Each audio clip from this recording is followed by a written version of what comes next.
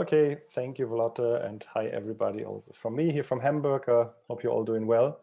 For those of you that I haven't met, my name is Sven Schwarz. I've been for the last 10 years now the administrative director of the Kurzfilm Festival Hamburg, the Hamburg Internationale Short Film Festival, which was supposed to take place in June this year, but then got cancelled. And actually our alternative version was supposed to start yesterday. That was cancelled as well. So we at the moment keep the record of being the festival that got cancelled twice within 1 year. But then again, I'm quite happy that through this I actually got the time to sort of be in Winterthur right now, where normally would go every year. And yes, thanks to Lotte for having me here. And when I was asked if I could say something about how to crunch the numbers for a greener festival, actually I had to think about a bit. So what are actually the numbers that are connected to a green festival relating to ours? So that was a question actually came back once I put that little boring slide presentation together for you. But first of all, so you know what size of festival we are talking about. And this is the thing, so just know Kurzfilm Festival Hamburg, in case you've never been there, is 36 years old now. We have a kids festival running as well. We have 8 days and 8 cinemas. Well, let me just put that in big, looks nicer like that. And show 370 films, 150 screenings. We have a pretty big festival center that where we use different rooms and where we have installations and open air cinemas, workshop spaces and all that. We have 650 accredited industry guests. Annually, we have 16,000 visitors and 137 team members. And we don't have any volunteers, which means that basically everybody is paid who works at our festival, which actually feels good to be able to do that. And we think that's also a step towards sustainability, that we're able to do something like that. But just when it comes to how to make a green festival, one thing, no matter what I'm going to tell you right now, it's just all small steps. And I'm pretty sure that there are definitely other people out there who do it way better than we do, way more consciously than we do, and actually put more effort in making it as green and, for example, CO2 neutral. But every time that I talk to people about how to make a festival greener, or whatever you might call it, it comes to the small steps, the small things that you need to figure out. And then money is sometimes not the real big issue, even though it is for some, of course.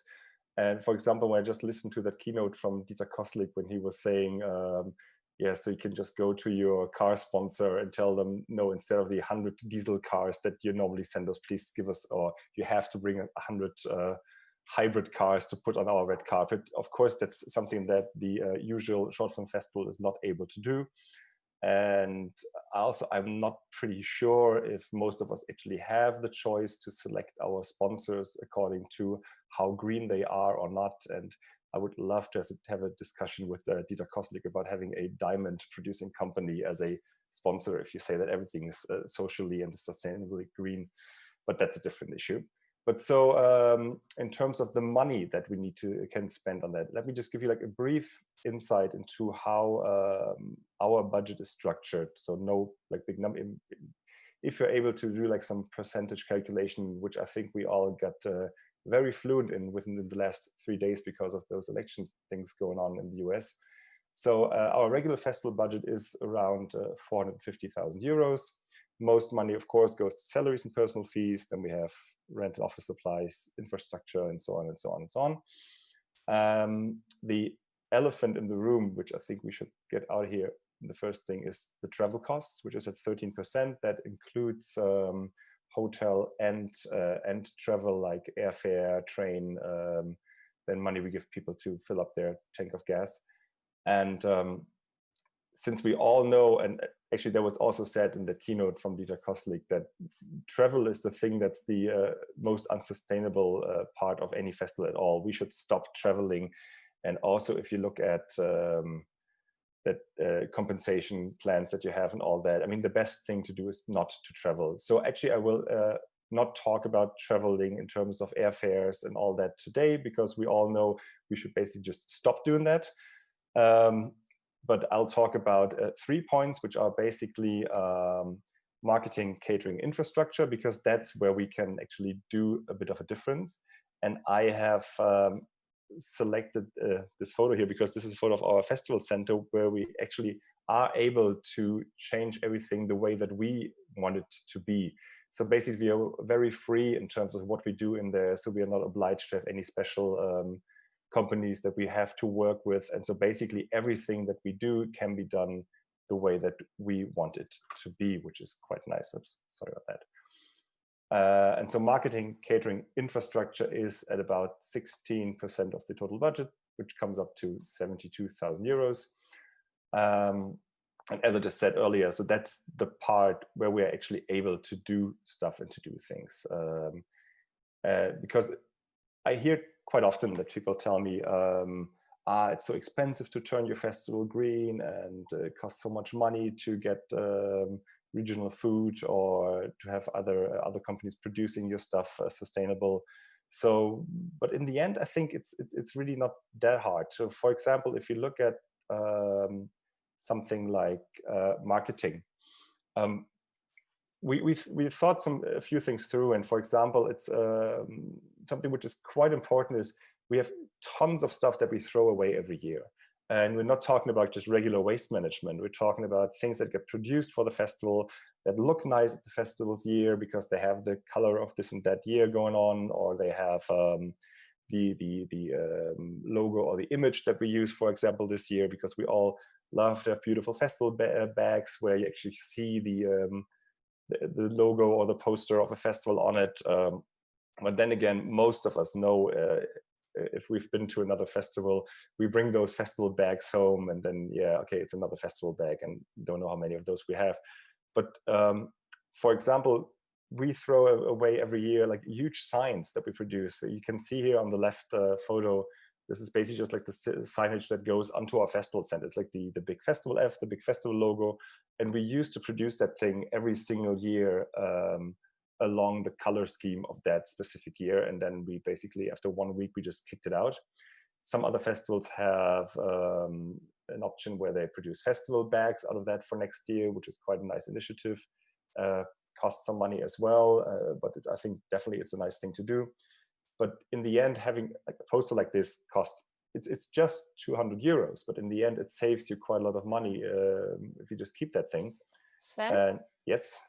Very sorry, are you already sharing your presentation? Because I have all these amazing images in my head, but I can't see them on my screen. Now, that's pretty stupid, isn't it? It's been a long day. Yeah, you could have told me earlier. No, because it to me made perfect sense, because I've been to Hamburg and it was like... Okay, let's go with that photo that I was talking about. Actually, you didn't miss that much. It's a beautiful venue. I'm sorry about that. Here we go. Yay! Oh, now I'm sad. Earlier. Okay, so here we go again. I was enthralled by your voice. Sorry. So that's that. Now you know actually the numbers that we had. You have to keep those in your head. So this year again, our festival center, quite nice place. And as I said, we have basically those 3 points I'm talking about: 72,000 euros, 16% of the budget that we can actually work with. So as I said here on the left-hand side, you see that photo. That's a thing we can just basically keep every year. Then the festival bags. It really annoyed me that every single year we basically had 100 or 200 festival bags left over that we couldn't really do anything with, because they were just the bags from that year. Then we gave some away as a present. But in the end, we had, like for the last 30 years, we had card boxes full of festival bags from the last years. Same goes with t-shirts, which we don't do anymore. We used to produce tons and tons of t-shirts, and we threw tons and tons of them away as well. So that didn't make sense. Then also call for entries card. Every single year you give out a call for entry card that you print and that you bring to other festivals. And basically the information stays the same. It's the date of your festival. It's when submission will start, when submission will end, what competitions you have. And so we just produced like many of them that we can use for the next 3 or 4 years until they run out. And so we don't have to just at the time when submission stops, just throw them out and throw them away. Then also lanyards. You can see my colleague Hannah here with that red lanyard. We call them lanyards, these keychain holders or whatever you might call them. When I return from a festival and I have my badge still in the bag somewhere, what I do is I just throw the lanyard away because I don't want to collect them. Some people have them over like some door handle at home or whatever. But those things are thrown away all the time. Something which is quite nice, which some festivals do, I think Interfilm does that they tell people just bring your own, which makes sense because we all have those somewhere and you don't need to produce them. So either you start to produce them sustainable. There are companies that do them out of recycled plastic or bamboo or whatever. You can have them produced very sustainable. And that doesn't cost much money. It costs you basically like 100 euros more if you produce 1,000 or 2,000 of those. So that does make sense. Signage as well. So in general, that's not like a proper number in there, but it saves you a lot of money and a lot of waste. But let's just go to proper numbers in terms of marketing, how we actually decided, so what can we do to save money? And again, it's the small things. It's not like this big thing as in, let's not fly.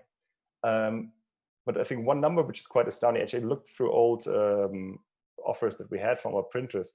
Switching our catalog to recycling paper just basically costs you 20 cents per catalog to do. So why not do it? For some festivals, 400 euros is some money, of course. But then again, no problem. If you just think about it, that money can easily be found somewhere, I think. And also leaving out exchange ads. That's something that we just started, or actually we're planning on starting this year. We have all these exchange ads with other festivals from all over the world. In the end, it's 20 to 30 pages of ads that we have in our catalog. And if you sum that up to 2,000 catalogs, it's quite a lot of paper that you actually use for that. So you actually save money by just not doing it. And so it's good for the environment. It's good for saving money. So we left that. And then also switching a program brochure, which has a circulation of about 40, 50,000. That costs €1,000 more to get that into recycling paper. And then like one of the cheapest thing where I just was, why haven't we been doing this for ages? Just have your posters printed in town on a sustainable company. It's just 50 euros and feels pretty good to do. And also if you have small postcards that you get printed there, just switching to recycling paper doesn't cost you a thing like 10 euros. And then put like the CO2 compensation even on it, that's 20 cents. So things that are easily done. I'm just looking at the clock. Okay, hurry a tiny bit.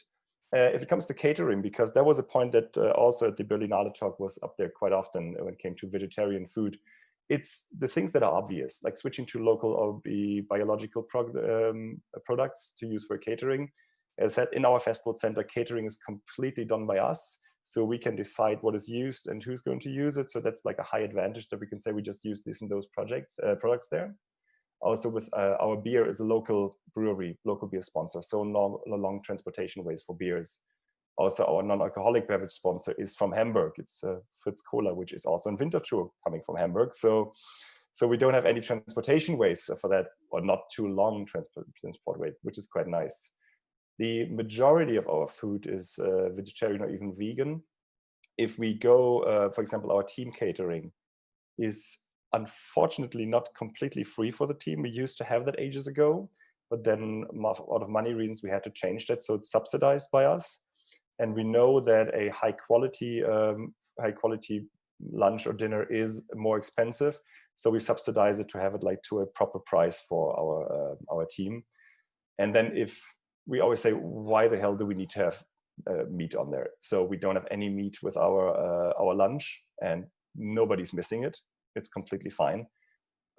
We used to have a caterer which had the best vegetarian vegan food ever, and so yes, there's no need to have meat in a team catering. So that's why we switched that for lunch. I think we had one time. I think we might have meat last year. And in general, that comes cheaper because if you want to use good meat, then that's expensive. So why just don't just do that? And here's my favorite: how to make coffee. It's something most people have been at places where you do that stuff, just have tons and tons of stuff that is plastic and you throw it out. And we actually save some money by having just a huge can of coffee, just like some cups and all that. So that saves you quite some money in the end, which is astounding how much this actually is. it's again a small thing, but like these small milk carton things, they cost you shitloads as compared to just some milk that you buy from the local biological store. And we actually had for this year planned to have a sponsorship with one of the bio supermärkte, so the biological stores for Hamburg, which is quite nice. And then also we don't have any single-use plates or cutlery and all that, because we have the ability to store all that stuff in our festival center. We have our own dishes, cutlery, and so on. And okay, as I said, nobody's perfect. So we bought all that stuff from IKEA. And as compared to renting it out, which costs approximately 500 euros a year, we just paid once approximately 900 euros. So after almost 2 years, that pays completely off. And so we own quite a lot of things which we can store in our space, where we don't need to have that transported and where we don't have to pay money for. Again, that saves money and is more sustainable as well. And here we come to, sorry that I'm hurrying a tiny bit. And here we come to infrastructure, transportation. I think that's a perfect image for that.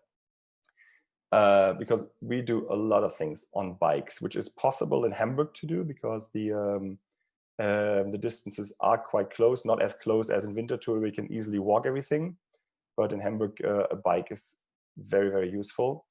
And for example, I have that here on the lower part. We get those bikes from a local company. We rent those for 2,000 euros for 10 days or so.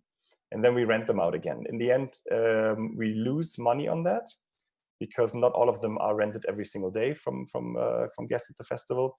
But for example, our jury gets those things to go from the cinemas everywhere. And that saves you a lot of transportation money in terms of you don't have to pay for taxis and all that anymore. If it's pouring rain and all that, of course, yeah, then you can change to taxi or car transportation. But those bikes, they in the end, they really pay off to have. Because our transportation budget used to be 5,000 euros when it came to car rentals, fuel, parking, drivers, and all that. We used to have a car sponsor where all that was covered. And when that sponsor was gone, we started to think about other ways to do that. One of them was not to have any more airport pickups. Excuse me. Because that just doesn't make sense. It's almost the same amount of time that we take from getting from the airport by public transportation. And in the end, it saves us money as well, because it's cheaper to do that way if you as compared to having to pay somebody to drive your car, the parking, the fuel, and all that.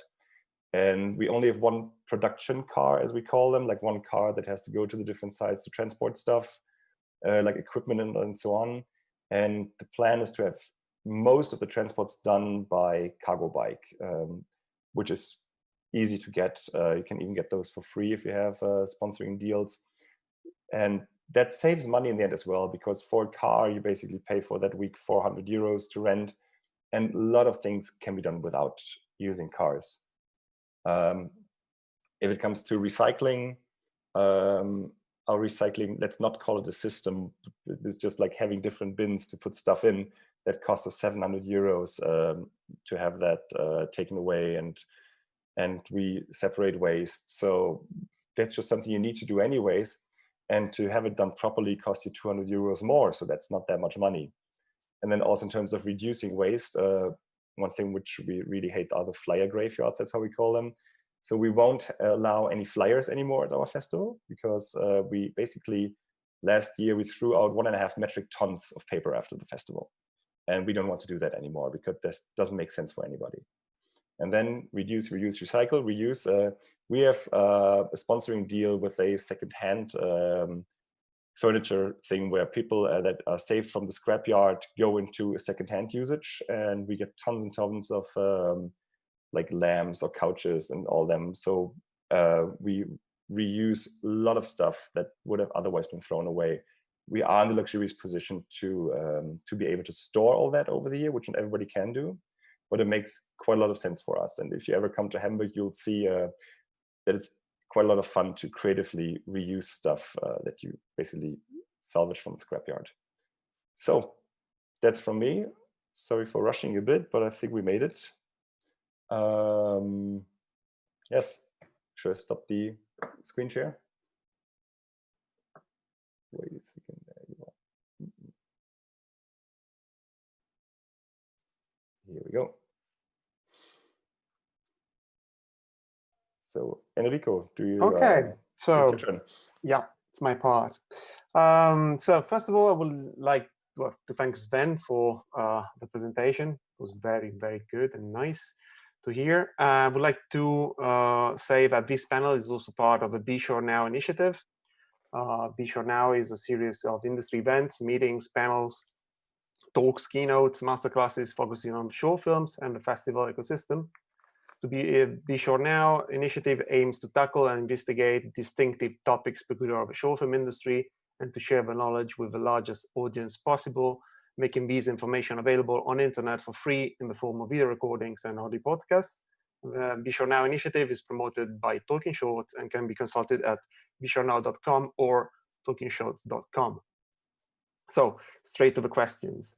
The first one is about the elephant in the room, the catalog.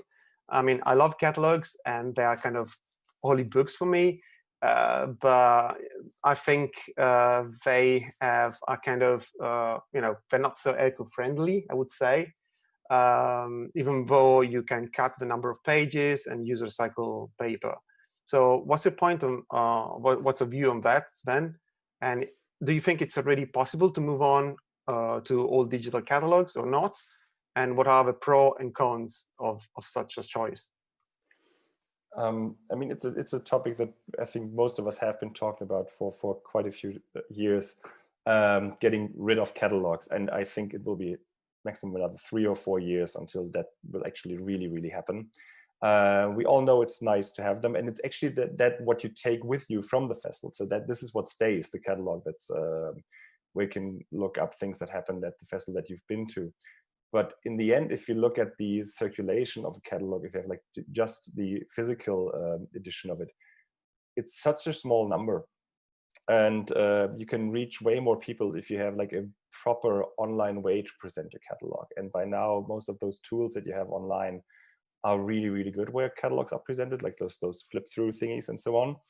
So me personally, I'd say, yeah, give it another 3 or 4 years and we don't print those anymore. In the end, it doesn't save you that much money not to do it, because the printing is just like a smaller percentage of the cost that you have, because you need somebody to design that thing anyways if you put it online, because it needs to look good and you need to have editors and all that. So I think in the end it saves you a few thousand euros to not have a catalog. But I think, in my opinion, paper catalogs will be gone in 3 to 4 years. I think there are like already examples of like festivals that cut those. I remember, I think Torino Film Festival, which is a feature film festival, did it quite a few years ago, like 5 or something, and I think it worked perfectly. They still print the program, of course, but the catalog is online since 5 years, and I have to say that it works very well. So sorry, that was my doorbell. It's okay. My kids are coming home. Okay. Cool. I have another question instead. It's regarding transportation. I think it's very good what you have implemented so far in Hamburg, and very handy, and I can testify that. Moving around in bikes in late spring in Hamburg adds definitely something to the festival experience. However, I have the feeling that this might just work very well in cities where everything is well interconnected and not so well in provincial or more remote areas. Moreover, this is not even true for all cities. Public transportation is definitely better in Central and Northern Europe than in the South or East, not to mention the non-European countries. So what's your take on this issue? And do you have any suggestions about how to implement greener transportation system for festivals happening in more rural areas, or where the public transportation system is not enough developed? I mean, we could all do the Berlinale approach and just demand from our sponsors that we only want to use hybrid cars. And in the end, partially that might be possible, but because when you rent your car, you try to figure out if there's a rental company where you can get hybrid or electric cars off from. But then again, let's not get started about the carbon footprint of producing a car, but because that's of course a different issue as well. I think if you have festivals in more rural areas and you offer possibilities like buses where you collect the people to bring them from side to side and all that. And of course, I mean, it's a luxury that we have in Hamburg, everything is so close, and that even public transport would be an option there as well. I must confess, I don't have, of course, the 100% manageable solution for all that, but switching your car fleet to electric, if possible, why not? But if possible, because that's just a luxury as well, if you're able to do that. Well, we are also open for questions from the audience. So if you have any questions, please write down.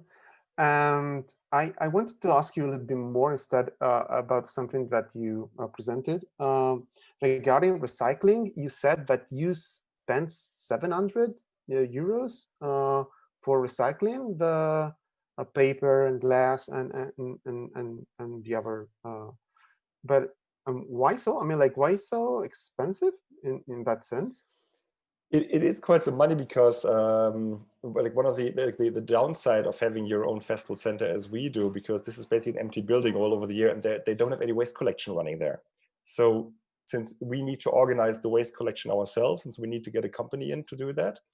And so basically you do have the chance to have everything collected in one bin, which is, depending on what you do, not too expensive, because I think the calculations behind how much waste collection costs is just something completely weird and strange, because the what does cost you quite some money is to bring the stuff, like the bins there, and take them off again. But the amount of bins in the end doesn't really matter how many there are. But then again, of course, you need to have extra smaller bins. You need to have people that actually collect the waste from the smaller bins again. It all sounds a little bit like janitorial. It is some organizational issues behind that. And but 700 euros, yeah, actually the cheapest thing you can actually collect is paper. That costs you 5 euros. So that's quite nice. But then again, it's just completely annoying to throw away tons of paper every single year. And the most expensive, I think, is kitchen waste. Okay, well, no, I mean, like, it's something that I really didn't know about, that you have to. It's those small things you suddenly become, for some strange reasons, an expert of, like how that works, and also because then you need to start to think about all the other utilities that you need, like waste collections, of course, one thing. Then also yesterday in the presentation, and also with when the music festival thing was running, was it 2 days ago, I think, where they said that yesterday. Okay, was like switching to solar energy. I think, especially with film festivals, we don't really have that much of a choice if it comes to our locations where their energy comes from. Basically, the cinemas that we work together with, I think 90% of them actually use green energy. So that's not such a big of an issue. But for example, at our festival center, we need to use the energy that they actually have on that side. And that's very, very cheap industrial power rate. And I don't want to know like who's the supplier of that. But there we don't have any chance to change anything, unfortunately. Yeah, I mean, like, yeah, it's a so strange location. I mean, in that sense of like, I don't know, it can be tricky probably to run it, I guess, in a also environmental way. Let's say it like that. It is environmentally, it's a catastrophe, that whole building, because it's been built in the early 70s. And we are actually starting right now the talks on how that building will be in the next 10 or 20 years. And of course, sustainability is an issue in there. And it's one of those things. On the other hand, you can actually try to have reduce your footsteps all the time, and try to like collect as much paper waste and whatever, and not produce any flyers and so on. But then in the end, if you are in a building where they basically have the heating running for the last 15 years straight, that all just goes to scraps. Yeah. Okay, I've last question for me. And what's your plan then for, like, say, festival advertising on site? since, like you said, you're gonna decided to not allow any more flyers in around, let's say. Yeah. So the plan for this year, and for obvious reasons we didn't go through with that plan, was that we said instead of bringing flyers and so on, just please bring just one nice poster with a QR code on it, because we have like very, very long walls. We can just post those things on there. And then because some people say, yeah, but I take the flyer with me so I have the information at home that I can use. But even though I was never like a huge fan of QR codes when they came out, by now that just all works so easily with every single smartphone they can use. So it's basically like a notepad that you have with you. Just walk down the lane where you have all the posters of other festivals with like call for entries and on there, and just scan the QR code. And because seriously, the amount of paper we threw out was just absolutely ridiculous. Okay, no, I mean, like, I can understand. I totally understand. Okay, so we have some questions from the audience. The first one is, Hamburg hosts the filmmakers privately, which is more sustainable, but a lot of organizational work. How do you do that? Would you recommend it? Yes, so we have in Hamburg a scheme that actually we won't be able money-wise to put every single filmmaker into a hotel, because that just would be way too expensive, because hotels in Hamburg are ridiculously expensive as well.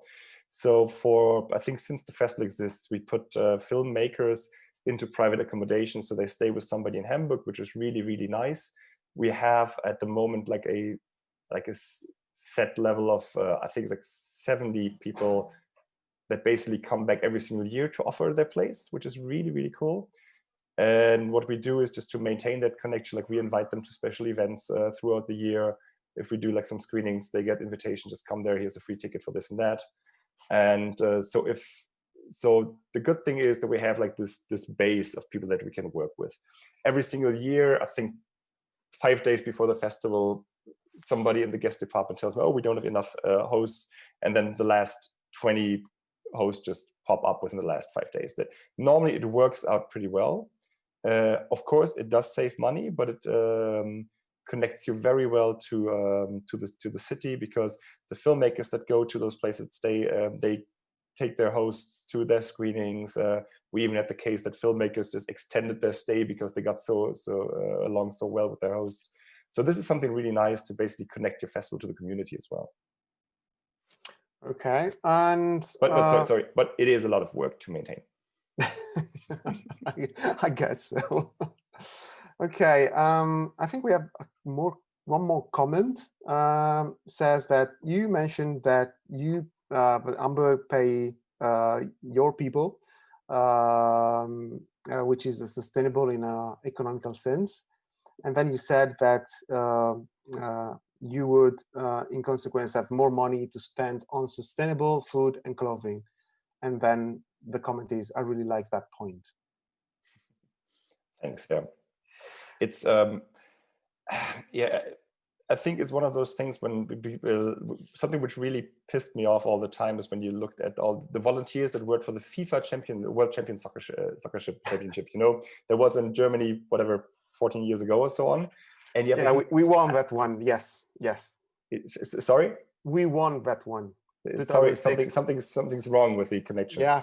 And so you have thousands and thousands of volunteers working, and yeah, they're volunteers and they get a free T-shirt, and you have that company that earns billions of dollars with that, and yeah, here's your free T-shirt. So that doesn't really make sense to me. So even though in some cases the amount of money we could give people that work just during the festival for 2 or 3 days is quite symbolic in a way, is something where you can say, okay, here's money that you get for working here, and then basically everybody gets the same amount of money as well for the same amount of time. So it does make sense, and it's in an economical way. I think it feels better to do than telling somebody, yeah, you can come and work here, but you don't get anything for it. But a free T-shirt, and then you need to have those T-shirt sizes again, and you throw out tons of T-shirts. So yeah, here we go again. Okay, I think we are about to close because time is running out. Even though there is a last question from Matt Lloyd that says, how symbolic, what's the hourly rate? The hourly rate is we managed to pay everybody above minimum wage, which is in Hamburg, like the people that come for just the festival for like 1 or 2 days. The minimum wage is in Hamburg at the moment €8.50. There will be an exchange to something called the Hamburg minimum wage that you need to pay €12.50 if you're a institution that's funded by public money. Mm-hmm. And so basically we play in that ballpark at like you end up like 8 to 10 euros an hour if you do things like picking up tickets and all that. Okay, thank you so much. And I think we are done, and I'll pass the line, or that you say that in English. Give the floor, I guess, to Lotte.